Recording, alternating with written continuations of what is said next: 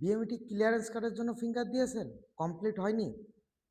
Finger দিয়েছি, এখনো complete হয়নি। কম্পিউটার দোকানে যে চেক করে দেখলাম কমপ্লিট হয়নি, নিজের ওইপি প্ল্যাটফর্মে দেখলাম কমপ্লিট হয়নি। হতাশ বন্ধুরা, আর হতাশ হবেন না। এখন শুনুন কেন কমপ্লিট হয় না বা কেন কমপ্লিট হয়।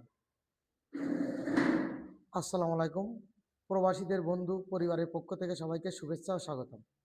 হ্যাঁ, আজ যেটা শুনছিলেন যে আমরা যখন বিএমইটি ক্লিয়ারেন্স কার্ডের জন্য ফিঙ্গার দিই, অর্থাৎ জেলা কর্মসংস্থান ও জনশক্তি অফিস থেকে যে ফিঙ্গার অফিস আছে, সে ফিঙ্গার থেকে যখন ফিঙ্গার দেওয়া হয়, এই ফিঙ্গারটা মূলত ম্যান পাওয়ার ক্লিয়ারেন্স কার্ডের ফিঙ্গার।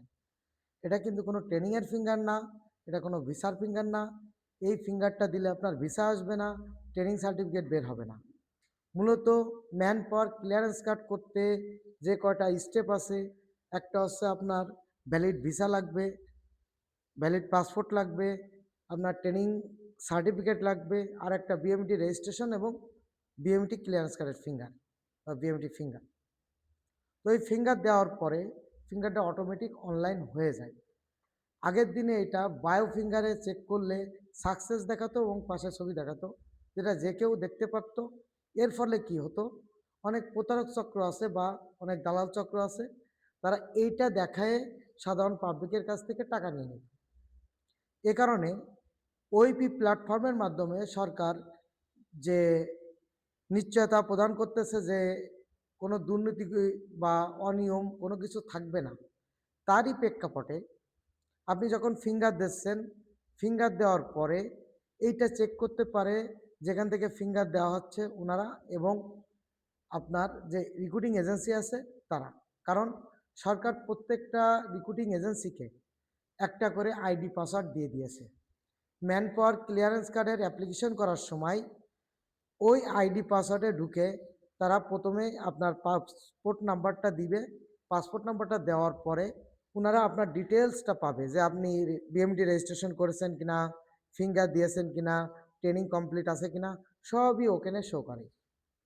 এখন উনার দায়িত্ব, যিনি ম্যান পাওয়ার ক্লিয়ারেন্সের ফাইলটা ঢুকাবে, উনি আপনার মেন পাসপোর্ট দেখে আপনার নামের বানান ঠিক আছে কিনা, জন্ম তারিখ ঠিক আছে কিনা, পাসপোর্ট নাম্বার ঠিক আছে কিনা, পাসপোর্ট ইস্যু ডেট ঠিক আছে কিনা, এক্সপায়ার ডেট ঠিক আছে কিনা, বাপের নাম ঠিক আছে কিনা, মায়ের নাম ঠিক আছে কিনা, এই বিষয়গুলো উনি চেক করার পরে দেন উনি এটা কমপ্লিট বাটনটা ক্লিক করে দেবে।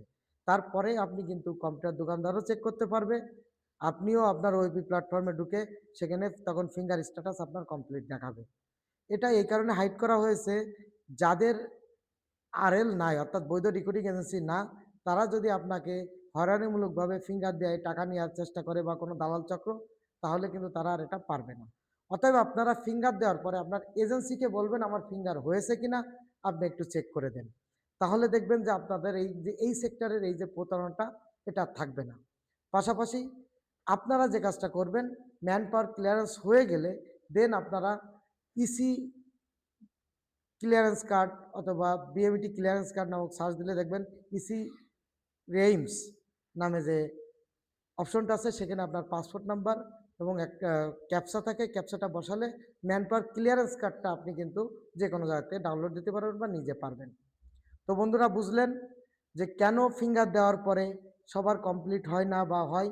যার এজেন্সি চেক করে সঙ্গে সঙ্গে ওটা সব কিছু চেক করে দেখবে যে হ্যাঁ এর সব কিছু ঠিক আছে, দেন উনি ওকে দিয়ে দিলে বা কমপ্লিট দিয়ে দিলে তখন আপনি কিন্তু এটা কমপ্লিট দেখতে পাবেন।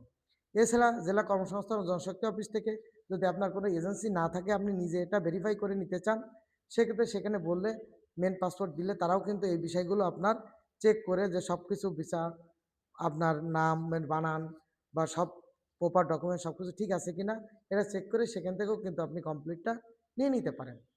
তো এর জন্য হতাশ হবেন না।